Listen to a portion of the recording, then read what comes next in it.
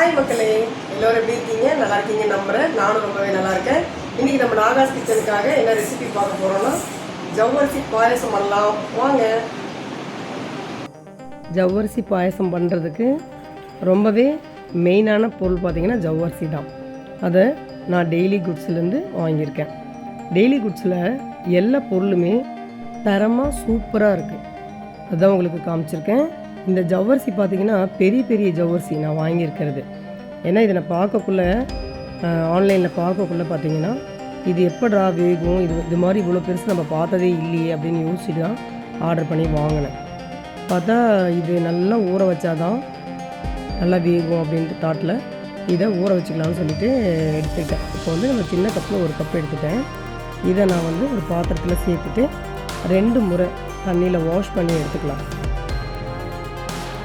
2 முறை வாஷ் பண்ணிவிட்டு இப்போ கேன் வாட்டர், சமையல் வாட்டர், நல்ல தண்ணி வந்து ஊற்றி ஊற வச்சுக்கிறேன். இதை மூடி போட்டு ஓரமாக வச்சிடலாம். நல்லா 1 ஹவர் ஊற வச்சுக்கலாம். ஒரு பிளேட் போட்டு மூடி ஓரமாக வச்சுட்டேன். 1 ஹவர் ஊறின பிறகு தான் நான் அதை ஓப்பன் பண்ணுறேன். டைம் பார்த்துட்டேன். 1 ஹவர் ஊறிடுச்சு.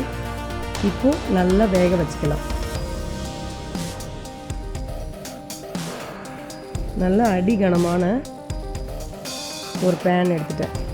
அதில் இந்த ஊறின ஜவ்வரிசியை சேர்த்துட்டேன். இன்னும் கூட தண்ணி சேர்த்துட்டேன். தண்ணி சேர்த்துட்டு நல்லா ஒரு மிக்ஸ் பண்ணிவிட்டு மூடி வச்சுட்டு அப்பப்போ மிக்ஸ் பண்ணி கொடுக்குறேன். ஏன்னா இது ஜவ்வரிசி வந்து அடி பிடிச்சிக்கும். இடையில நீங்கள் கிளறி கொடுத்துட்டே தான் இருக்கணும். நான் சும்மா மேலே மூடி போட்டு வேக விடுறேன். நீங்கள் வேணுன்னா மூடிட்டு நல்லா ஒரு 3 விசில் வச்சு கூட வேக வச்சுக்குவோம். கொஞ்சம் குயிக்காக ஆகும் உங்களுக்கு. நான் கொஞ்சம் டைம் எடுத்துகிட்டு வேக வச்சேன். கொஞ்சம் டைம் ஆச்சு எனக்கு. அதனால தான் சொல்கிறேன், நீங்கள் வேணுன்னா விசில் விட்டுக்கோங்க. ஒரு 3 விசில் விட்டு எடுத்துகிட்டு பாயசம் உடனே நீங்கள் சர்க்கரை கலந்து பால் கலந்து உடனடியாக பாயசத்தை நீங்கள் குடிச்சிடலாம் சூப்பராக. அப்புறம் நான் பண்ணுற பாயசத்துக்கு தேவையான பொருள் நெய், முந்திரி, சர்க்கரை ஒரு சின்ன கப்பு, பால் 1/2 லிட்ரு, ஏலக்காய் பொடி பண்ணது, திராட்சை அந்த குங்குமப்பூ இதெல்லாம் எடுத்து வச்சுருக்கேன். இப்போ ஜவ்வரிசி நல்லா வெந்து வந்திருக்கு. உங்களுக்கு எடுத்து காமிக்கிறேன். நல்லா கண்ணாடி மாதிரி வெந்துச்சு பாருங்கள். உள்ளுக்குள்ளே அந்த வெள்ளையாக இல்லாமல் கண்ணாடி மாதிரி வந்திருக்கு. நான் அப்படியே ஓப்பனில் வேக வச்சதுனால ரொம்ப டைம் எடுத்துச்சு. அதனால தான் உங்களை விசில் வச்சுக்க சொல்கிறேன். டைம் எடுத்து தான் வேக விட்டேன். ஏன்னா இது பெரிய ஜவ்வரிசினால கொஞ்சம் நான் ஏன்டா விசில் வைக்காமல் விட்டுட்டோம் அப்படின்னு கூட யோசிச்சிட்டேன். சரி வச்சுட்டோம் ஓப்பனில் அப்படியே வேக வச்சிடலாம் அப்படின்னு சொல்லிட்டு வேக வச்சேன். இப்போ வந்து ஜவ்வரிசி நல்லா வெந்துடுச்சு. நம்ம இப்போ 1/2 லிட்டர் பாலே இதில் சேர்த்துக்கலாம். நல்லா திக்கான பால் தான், நல்லா டேஸ்ட்டாக இருக்கும். அதனால் ஏன்னா ஜவ்வரிசி அந்த தண்ணியில் கலக்க போகிறோம். அந்த அளவுக்கு பாயசம் போதும், எனக்கு கம்மியாக போதும், ஒரு 4-5 டம்ளர் வந்தால். அதனால் இந்த பால் 1/2 லிட்ரு அதோட ஜவ்வரிசி கூட வெந்த தண்ணி அதுவாக போதுமானது, அதுவே போதுமானது. மிக்ஸ் பண்ணிவிட்டு நல்லா கொஞ்சம் நேரம் வேக விடலாம்.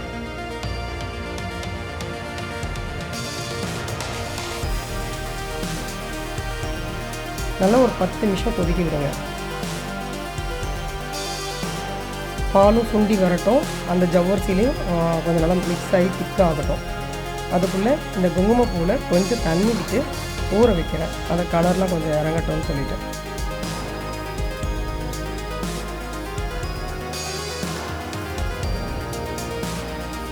இடையில மிக்ஸ் பண்ணி கொடுத்துட்டே இருங்க. ஏன்னா ஜவ்வரிசி கீழே உட்காந்துதுன்னா அடி பிடிச்சிக்கும், அந்த ஸ்மெல் வந்துடும். அப்புறம் டேஸ்ட்டே நான் மாறி போயிடும். இப்போ 10 நிமிஷம் கொதித்த பிறகு சர்க்கரை ஆட் பண்ணிட்டேன். சர்க்கரை வந்து உங்கள் டேஸ்ட்டுக்கு ஏற்ற மாதிரி கூட குறைச்சலாம் நீங்கள் பண்ணிக்கிங்க. நான் வந்து இப்போ கூட தான் கலந்துருக்கேன். சுகர் வந்து கொஞ்சம் எக்ஸ்ட்ரா அப்படியே சாப்பிடலாம் தித்திப்பு அதிகமானு சொல்லிவிட்டு 200 கிராம் சர்க்கரை அப்படியே சேர்த்துட்டேன். இப்போ வந்து அந்த குங்குமப்பூ நல்லா ஊறிடுச்சு. அதை இதில் சேர்த்துட்டேன். இது வந்து கொஞ்சம் மைல்டாக ஒரு கலர் கொடுக்குன்றதுனால அதை சேர்த்துட்டேன். மிக்ஸ் பண்ணி கொஞ்சம் நேரம் வேக விட்டுக்கலாம்.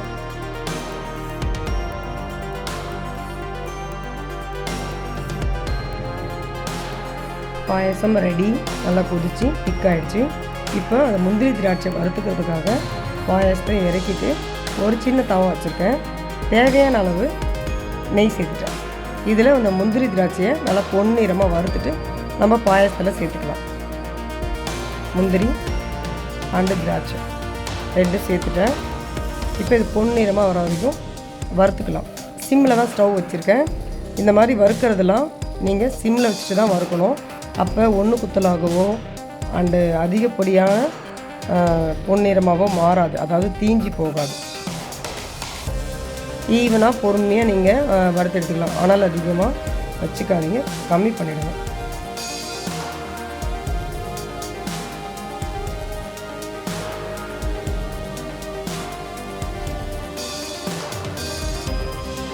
பாருங்கள், நல்லா பொன்னிறமாக மாறிடுச்சு. இப்போ ஸ்டவ் ஆஃப் பண்ணிட்டேன்.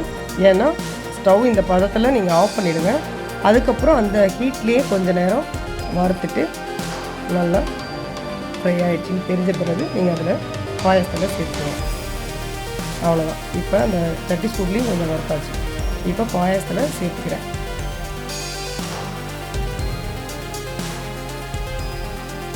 நல்லா மிக்ஸ் பண்ணிடலாம்.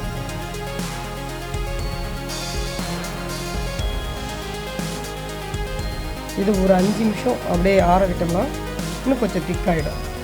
நம்ம சாப்பிட்றதுக்கு கரெக்டான பதம் வந்துடும். இப்போ அந்த சூடுலேயே ஏலக்காய் தூளை சேர்த்துட்டேன். சேர்த்துட்டு 5 நிமிஷம் அப்படியே நான் விட்டுற போகிறேன். விட்டுட்டு தான் நான் பவுல் பண்ண போகிறேன்.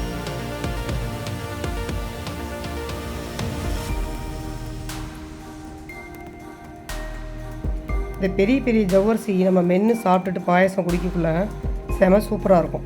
நீங்கள் செய்து பாருங்கள். அப்புறம் ஒரு முக்கியமான விஷயம் மை டியர் ஃப்ரெண்ட்ஸ், உங்களுக்கு தனியாக ஒரு வீடியோ போடணுன்னு நினச்சேன். அது நான் போடுறேன். ஆனாலும் இப்போ முன்னாடியே அந்த விஷயத்தை உங்களோட ஷேர் பண்ணிக்கணும்னு சந்தோஷமாக ஷேர் பண்ணிக்கிறேன். நம்ம சேனலில் கூடி சீக்கிரம் பணம் வந்துடும். அதை ஹாப்பியாக உங்களோட ஷேர் பண்ணிக்கிறேன். இது எல்லாமே உங்களால் தான். இது ஒரு தனிப்பட்ட ஒரு ஆளால் கண்டிப்பாக கிடைக்காது. கூட்டு முயற்சி மாரி தான். நீங்கள் நான் அந்த மாதிரி தான். ரொம்ப ரொம்ப நன்றி. நன்றி சொல்லும்போது தொண்டை அடைக்கிது. அந்தளவுக்கு ஹாப்பி இருக்கிற மாதிரியே கொஞ்சம் கஷ்டமும் இருக்குது. 7 வருஷமாக இதுக்காக நானும் சின்ன சின்னதாக முயற்சி பண்ணிகிட்டே இருக்கேன் ஃப்ரெண்ட்ஸ்.